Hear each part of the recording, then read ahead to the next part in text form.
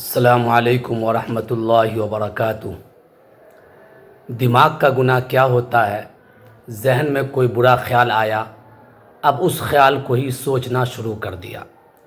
اگر وہ غیر محرم کا خیال ہے تو یہ دماغ کا زنا ہے، اور اس میں آج کل نوجوان بچے اور بچیاں زیادہ تر ملوث ہیں۔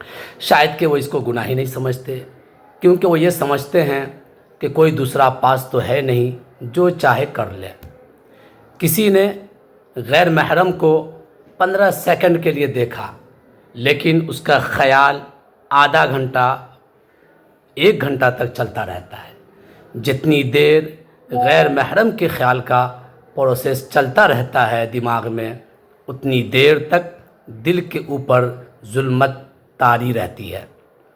گناہ دل کو سخت کر دیتا ہے اور انسان کو اللہ سے دور کر دیتا ہے۔ جو شخص گناہ کرتا ہے اس کی زندگی میں سکون ختم ہو جاتا ہے۔ ہم برے خیال سے بچ تو نہیں سکتے، وہ آئے گا، مگر اس کو جھٹک تو سکتے ہیں، اس کو سائڈ تو کر سکتے ہیں۔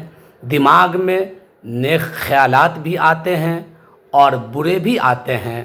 شریعت کہتی ہے کہ نیک خیالات ہے تو سوچو، بے شک اچھی بات ہے، لیکن اگر برا ہے تو ذہن سے جھٹک دو، ذہن میں اسے جمنے نہ دے۔ قرآن کریم میں ہے کَلَّا بَلْ رَانَ عَلَىٰ قُلُوبِهِمْ مَا كَانُوا يَكْسِبُونَ، کہ ان کے دلوں پر ان کے برے اعمال کا زنگ چڑھ گیا ہے۔ گناہوں کی کثرت سے دل پر تاریکی چھا جاتی ہے، دلوں کی کیفیت بدل جاتی ہے، ایمانی حرارت میں فرق آ جاتا ہے، دل میں سختیاں پیدا ہو جاتی ہیں، اور پھر قرآن و حدیث کی باتوں کا اس پر کوئی اثر نہیں ہوتا۔ اگر ایسا ہے میرے بھائیوں بہنوں، تو یہ بڑی بدبختی اور محرومی کی بات ہے۔ اس لیے اپنے دلوں کے اندر جھانک کر دیکھیں، تنہائی میں غور کریں، دلوں کو ٹٹولیں اور اپنے گناہوں اور بداعمالیوں سے توبہ کریں۔ بھائیوں اور بہنوں، آج اس کا موقع ہے۔ آنکھیں بند ہو جانے کے بعد سوائے حسرت، افسوس اور ندامت کے کچھ بھی باقی نہیں رہے گا۔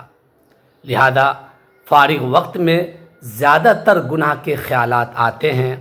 اچھے خیالات اپنانے سے گناہوں سے بچا جا سکتا ہے۔ فارغ وقت میں جو آپ فری وقت ہو آپ کا، اس میں ذکر و اذکار کا اہتمام کریں، قرآن کریم کی تلاوت کریں۔ اچھے خیالات اپنانے سے گناہوں سے بچا جا سکتا ہے۔ اگر برے خیالات ذہن میں آئیں تو اس پر توجہ نہ دیں، اس پہ اٹینشن نہ دیں۔ اگر غلط خیالات آئیں تو استغفار کی کثرت کریں۔